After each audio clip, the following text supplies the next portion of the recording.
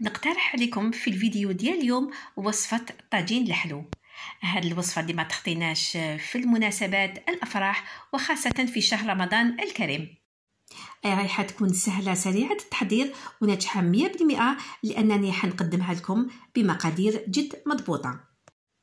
ابقوا معايا حتى الأخير باش تكتشفوا المقادير وطريقة التحضير. فرجة ممتعة للفيديو. نتلاقاو بعد الفاصل.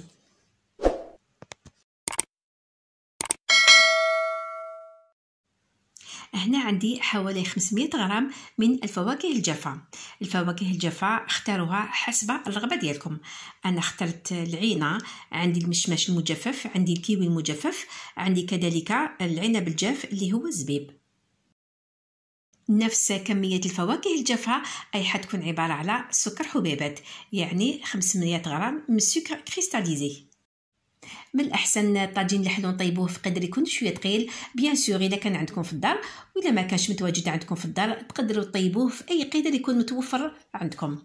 في 500 غرام من السكر انا حنضيفو ريتل من الماء وشريحه من الليمون. نزيد عود ديال القرفه وزوج من نجمه الارض اللي نقدروا نستغناو عليها ونكتفيو فقط بالقرفه. انا حنضيف ثاني ملعقه من الزبده اولا مارغرين. نحط القدر على النار ومن جهه واحده اخرى العينه اني حنطيبها على البخار هكذا باش ما تكحليش العسيله ديال طاجين الحلو.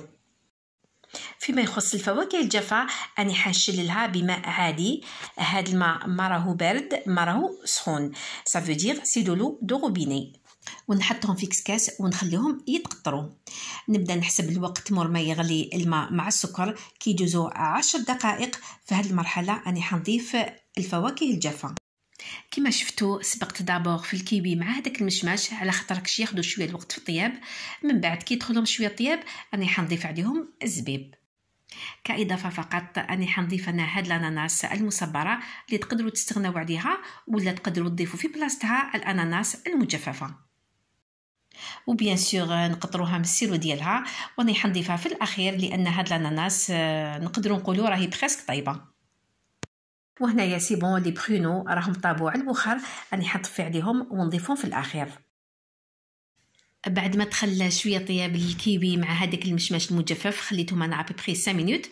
دوك راني ضفت الزبيب مع هذاك الاناناس المصبر، نزيد نخليهم يطيبوا شويه ونضيف في الاخير لي برونو.